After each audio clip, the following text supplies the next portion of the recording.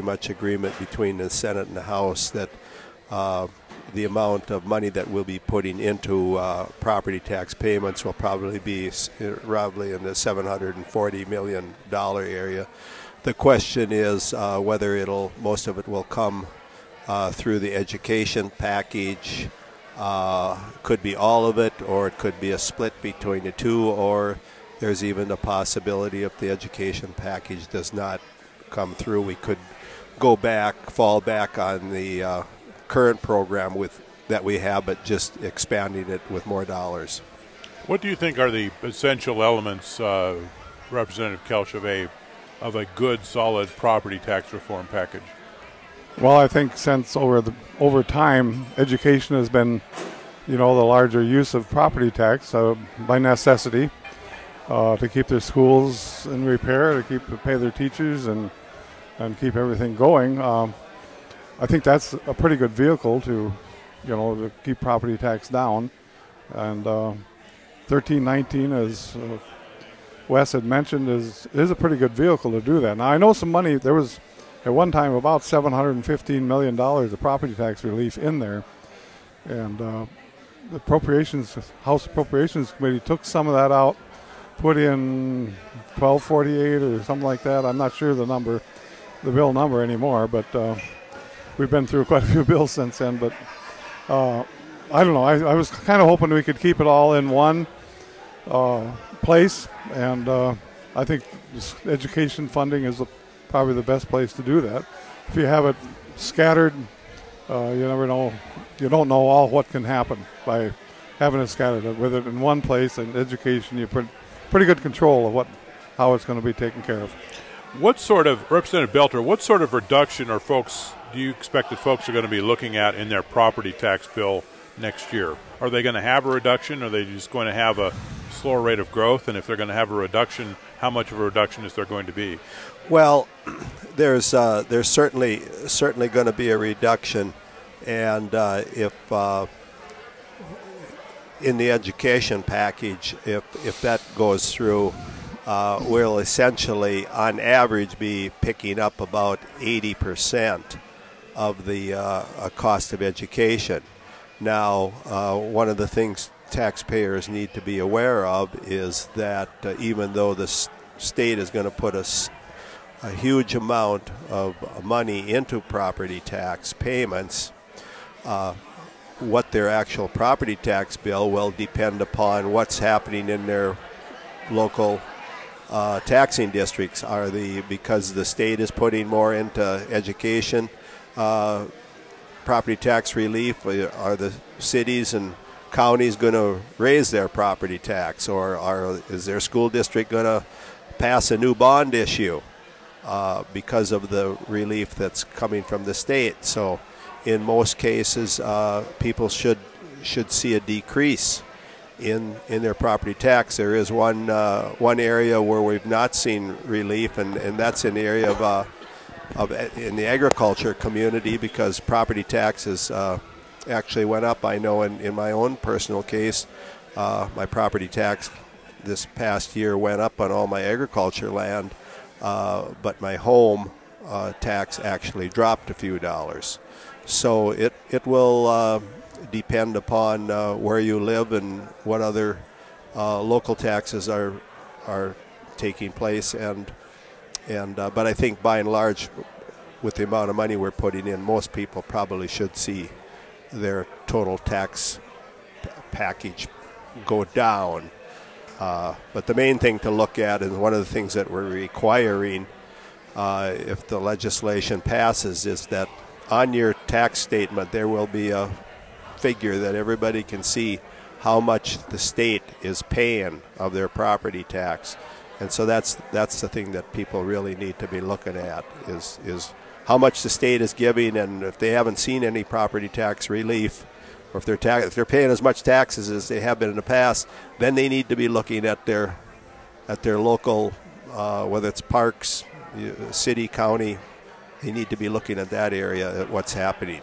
One of the things that's discussed, Representative Kelch, is the idea of limiting the amount of money in dollars that a local government, whether it be a park district or a city commission, can raise from year to year in property taxes. Do you think that that's an effective approach, and if so, why or why not? Well, I guess I'm not in favor of caps. And the reason I'm not is because I was a county commissioner for 8 years. We went over those budgets diligently. We sure didn't raise money just so we could spend it in any way, shape, or form. And I think that's a fallacy. And an example I use, if you put a cap on of 3%, say it would have been there in 2008 when a township with a $10,000 budget, the next year they could get $10,300. That doesn't cut it. I mean, they can't operate on that. And the $10,000 budget in 2008 wasn't all that far off. But on school districts, anything over, it depends on whether it comes out over 70 mills or the 50 mills as it originally was. They've got 22 mills they can use, 10, and then there's 12, kind of a conglomerate of mills that were put together over the years, asbestos removal, transportation, technology, and all those things that they can use. Other than that, they got to go to the vote of the people. They just can't arbitrarily raise those taxes. So I think there's pretty good controls. And again, I'm sure there's been some cities that have maybe raised, and maybe some counties even that have raised some taxes. But I would say 100% it was used for good purposes, because they're just not going to get by with raising taxes just because they want to spend more money. There's either streets to fix, roads to fix. And if you take what's happened over the last 2000, 2009, 10, and 11, with the disasters we've had out there, they've done pretty well keeping them where they're at. Have they had to go up? Absolutely. But they've had a lot of additional expenses. And fixing roads in the 2000 to 2010 went up probably 100%. They're double, and maybe more now. So no, I don't believe in caps, and I think that'll be a battle. We may end up with some caps. I'm not sure, but I'm sure not going to vote for it. Representative Belter, are limits in how much money a local governing board can raise from year to year an important part of a reform package? I mean, is that something that needs to happen, or is it necessary? Well, philosophically, I guess I have a problem with caps, but I am going to support caps. And the reason I'm supporting caps is because we need to redirect the taxpayers to the realization that property tax is a local tax, and in the bills that we have before the legislature, we're allowing for new growth plus an additional percentage increase.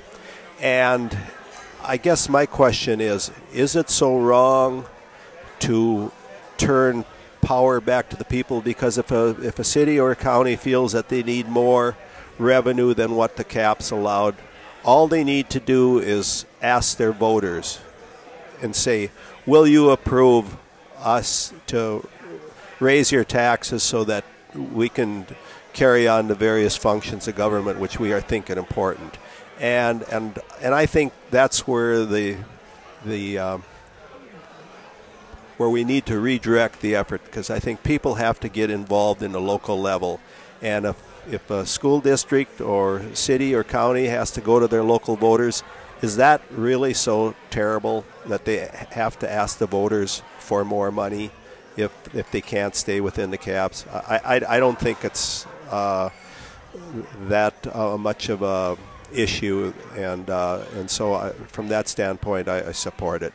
We've talked a lot about schools, but one of the possibilities that was raised in terms of taking pressure off the local property tax is to have the state of North Dakota assume the responsibility of paying for county social services. And I want to know what both of you gentlemen think about that option.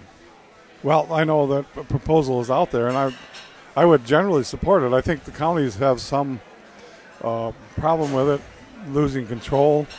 Are they going to have their own, social service director, or they share one like some of the counties in our area share one, or are they going to be told everything they can and can't do? I think that's where they're coming from, that there's the possibility of losing that local control, and they don't like to lose that. It's definitely a good way of holding down property taxes. There's no two ways about that. But right now, state basically pays the programs. The counties pick up the administration of those programs. And if they picked it all up, kind of left things being reasonable, I think the counties would go along with it. But if they get too picky, say you can't do this, you can't do that, I think then you're going to have some feedback on it. Representative Belter, what do you think about the possibility or the idea that the state should assume the cost of administering social services on the county level? Well, I certainly think that's something we need to look at, but as Representative Kelsch has pointed out, is that is there, when you have local control of your county services, does that help to better monitor the social service costs? I think that's a question that probably all us legislators are struggling with, and sometimes when you start dictating everything from the state level, you may lose some things when you don't have that local control, and that's one of the issues I think that is kind of on the forefront of legislators' minds if we are going to move in that area. I mean, this is kind of a corollary to that, but why is local control important for social services? What does the taxpayer or the recipient of social service benefits get out of local control? Why should they care whether there's local control? Well, I think part of it is they've always had the local control, and they're afraid of losing it. But I think, as Wes pointed out, there's, as the programs are administered, you may need some latitude in how to administer that program. And, we've always, for instance, county funeral, you pay it. You always had to levy some money to pay for a funeral. Somebody on food stamps, or are you going to pay their rent or their water bill because they couldn't pay it in the middle of the winter to keep them from getting put out in the cold?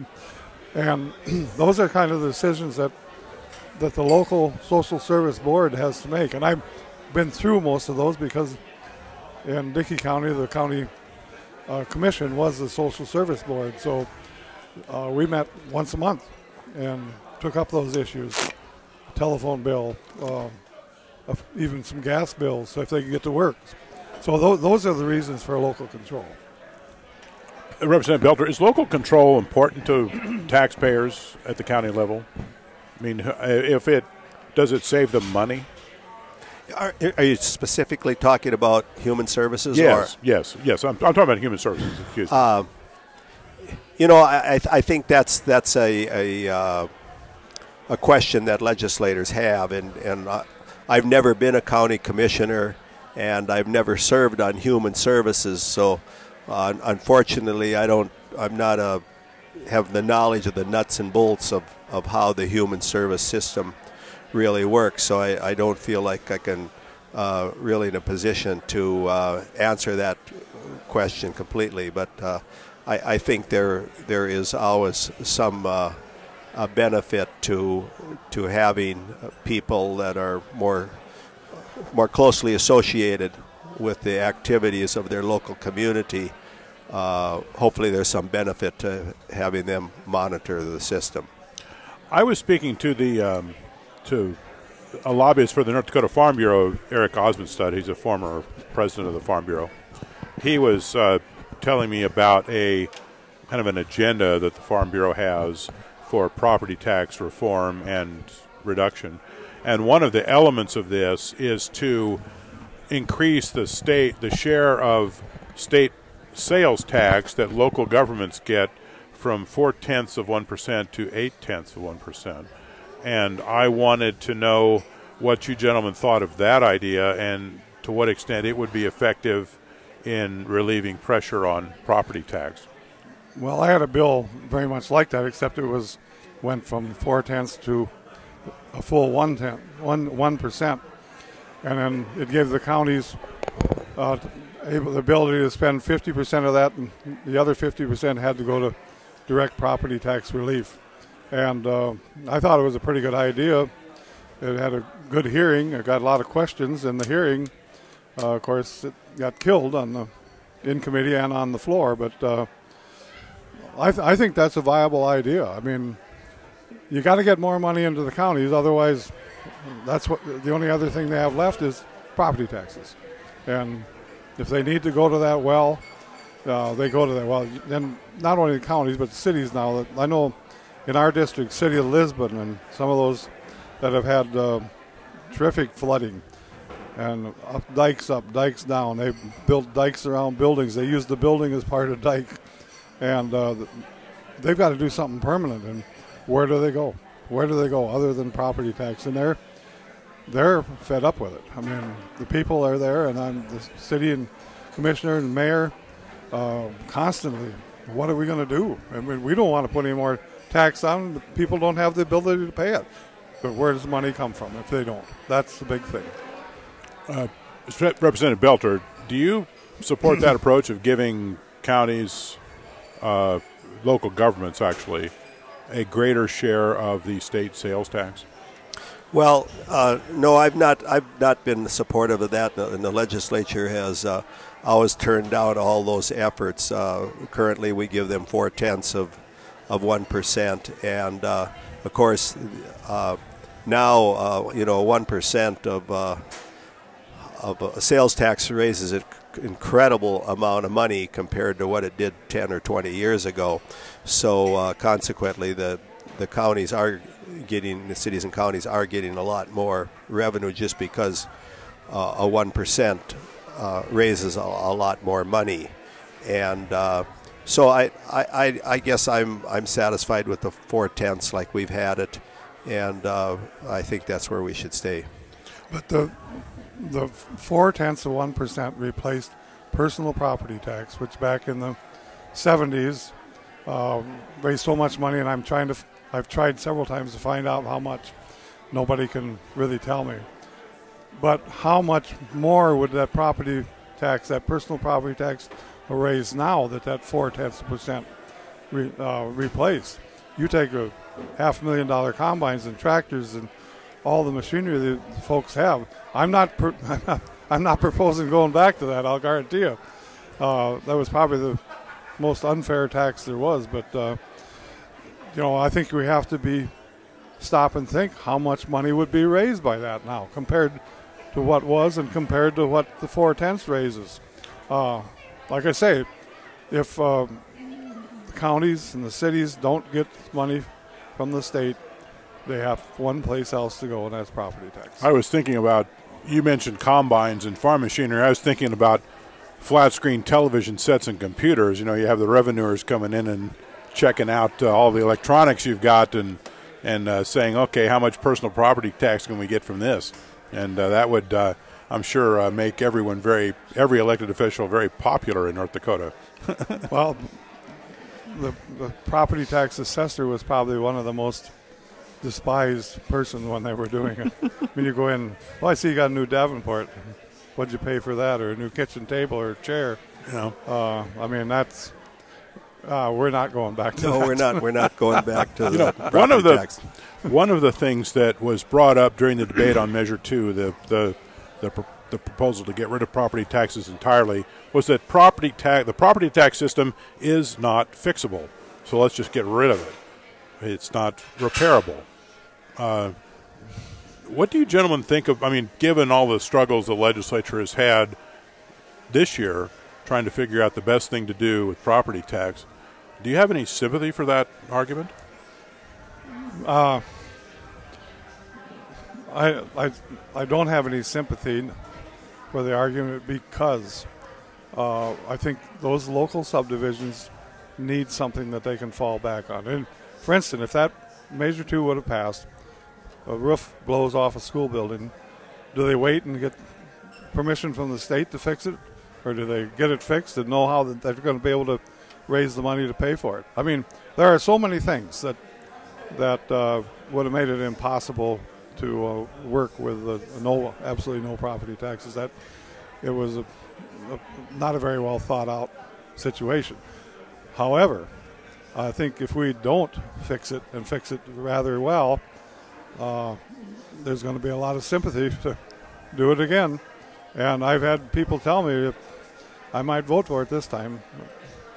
Representative Belter, do you think that the property tax system in North Dakota is repairable? Yeah, yes, I do. And I think the secret to property tax is that people need to become more involved at the local level, because property tax is a local tax, and it's paying for your fire department, your police, parks, all those types of things. And so people have to ask themselves, just how much do we really need to spend on parks? I know in my own case, in my home, I have the city tax. The park tax is 50% of what my city tax is, which I think is really absorbent when I think of all the services I get on my city tax versus paying half as much in parks. Now, we have some really nice parks, but I really question, are we overspending on parks? Just how much time do you spend gamboling around in those parks anyway? That's correct. That's correct. And so, it has to get back to the local level, and people need to make decisions. Just how much are we willing to pay for? The gentleman you've been speaking to is Representative Wes Belter. He's a Republican and the chairman of the House Finance and Taxation Committee. We also have had with us Representative Jerry Kelch. He's a Democrat from Fullerton, a former state senator, and a former North Dakota Democratic House leader. Thank you, gentlemen, for coming and spending some time with us, and we hope to have you back sometime soon. Okay, well, thank you for the invitation. Take care, sir. Again, the time went too fast.